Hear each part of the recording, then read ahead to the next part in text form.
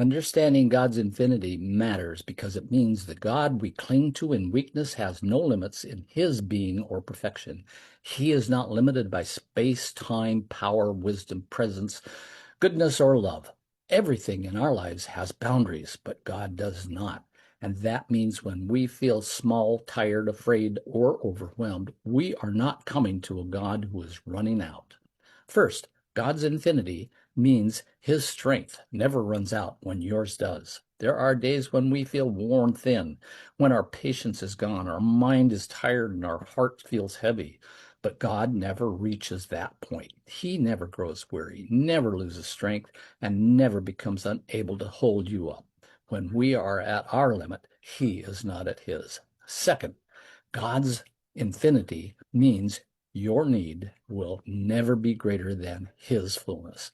We may feel like our pain is too deep, our situation is too messy, or our questions are too much. But we will never come to the edge of who God is. His wisdom is not exhausted by our confusion. His mercy is not drained by our failures. His love is not diminished by how many times we need him. Third, God's infinity means we do not have to measure him by our limitations. We are so used to limited people, limited resources, limited answers that we can start thinking of God the same way. But he is not like us. He is not overwhelmed by what overwhelms us. He is not confused by what confuses us. He is not boxed in by things that make us feel trapped. He stands beyond every limit that burdens our hearts. Finally, God's infinity means we can trust and rest in him.